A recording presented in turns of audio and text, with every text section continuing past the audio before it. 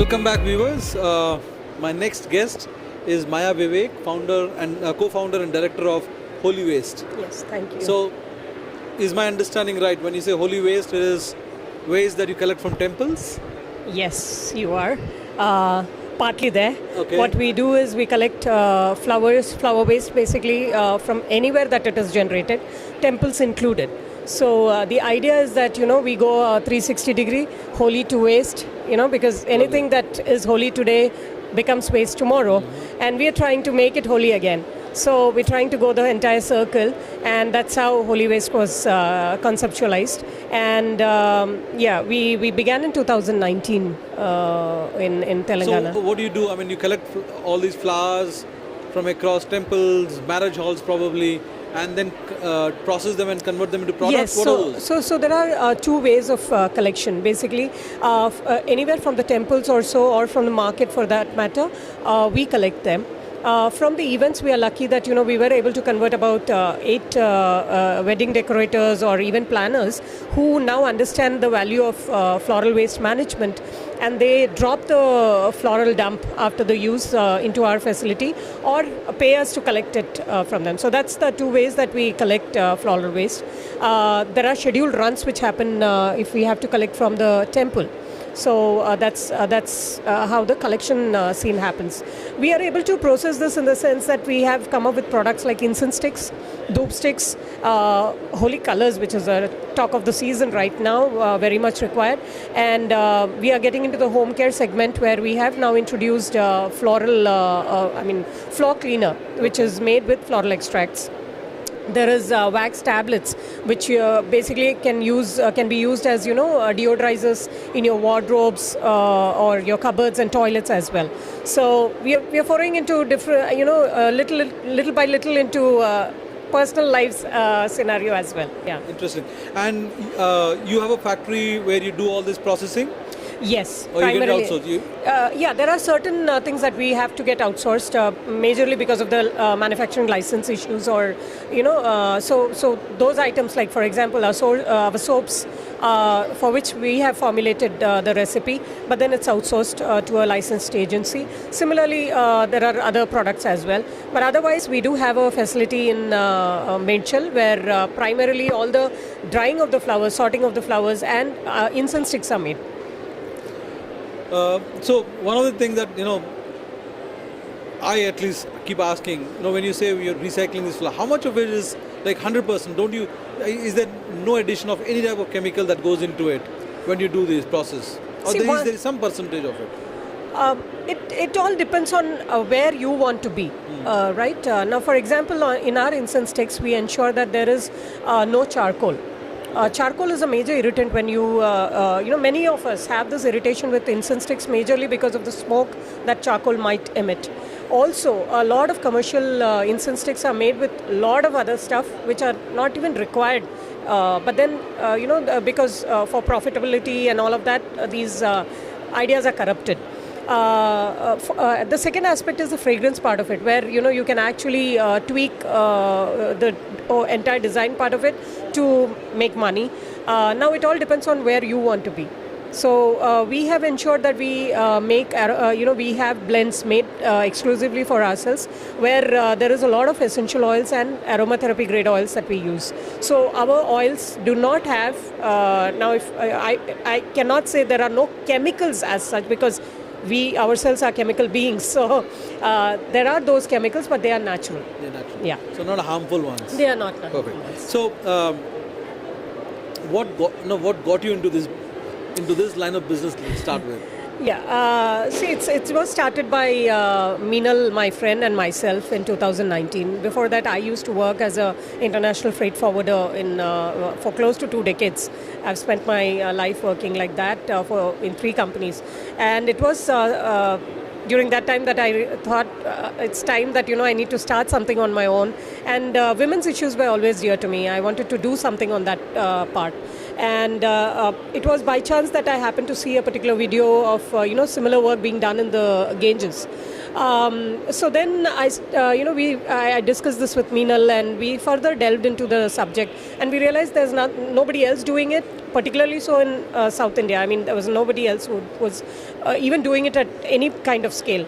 So that's when we took up this idea and came this far now. No, I need to ask this: that how has been the transformation from being in a corporate, to an entrepreneur? Because at every stage there's at every stage of life it has different challenges. Yes. What has been for you? I mean, what kind of challenge? Both in terms of probably financial, probably the mind shift. Yes. You've put it right. I mean, financial is the biggest challenge that you have. I mean, you really need to make up your mind because that fixed paycheck is not going to come every month. It's not going to fall into your account every month. Rather, you have to ensure that exactly. the paycheck going to somebody else. Exactly. You are now responsible to pay a paycheck to somebody else. And that's a huge, huge responsibility. So that's where the mindset shift happens. Suddenly you become responsible. You are, whether you like it or not, you're being looked upon at. You're looked up to. Whether you have it or not, you still have to ensure that. Yes, so you have to be that particular model that you wanted to be, or you always, envisage your boss to be. And now you have to do it. Now I have to be that. So there is that kind of a shift that happens. So it's been a beautiful journey. I wouldn't want to go back to working again. I mean, I don't want to become an employee again. This has been a lovely journey so far. And this whole thing of self-development, has been really rewarding, actually. Perfect. That's nice to hear that. Thanks. So, what's the next stage for your next phase for you? We have as an entrepreneur and as business. As an entrepreneur, yes. I mean, first, of course, would be to stabilize my business, to really add value as well as create value to all the stakeholders who are involved. Now, when I say all the stakeholders, I mean that was a vision that Urvi always had. Urvi Sustainable Concepts is the name of the company, basically, and HolyWaste is the brand. So Urvi always wanted to leave behind a legacy, wanted all the stakeholders to leave behind a legacy. So we are right from our workers who are associated with us to even the flower, the florist or the flower vendors who give us, even the sweeper who collects flowers for us in a temple. We want to ensure that we do something for them and, they recognize Urvi to be their home. In some way, there has to be a sense of belonging to them. So that's something which I am envisaging for Urvi and working towards that. As a company, we are looking at what more can we do in terms of products. In a quick span of 3 to 4 months, we have developed 3 products and it's already in the market.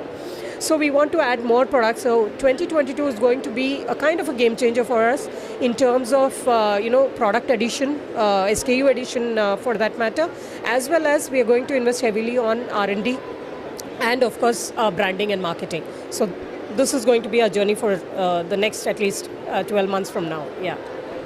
And how's been the response for you at the Expo?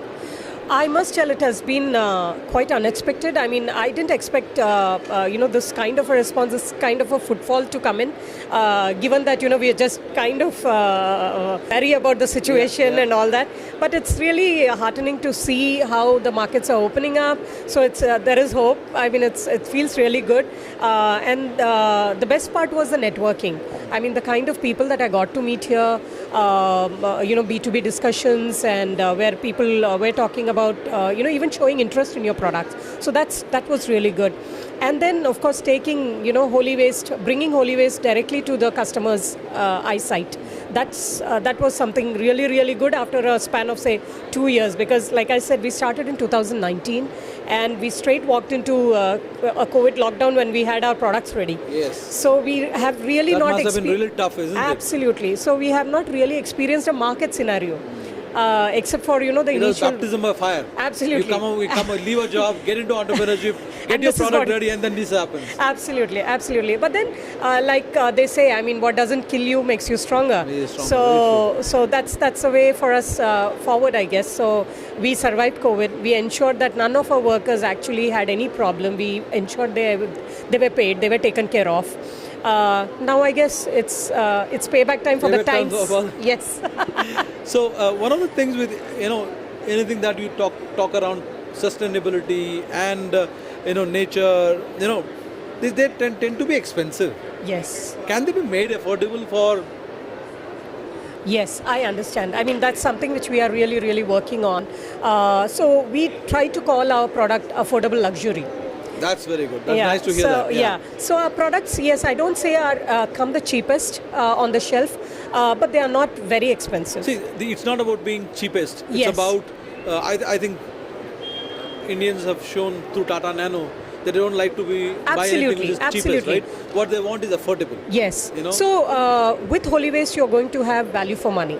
I mean, what we promise is what you're going to get, and absolute value for money for whatever you were to pay for that particular product. You will get that particular returns.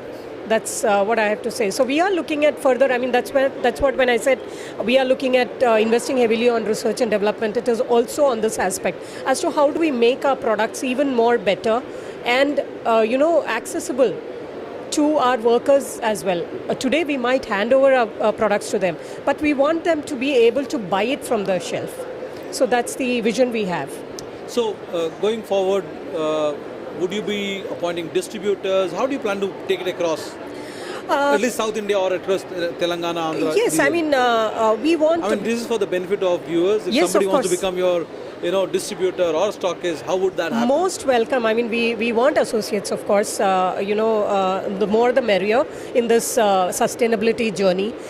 We want people to join us in this particular journey. But of course, there are certain terms that we also want them to understand.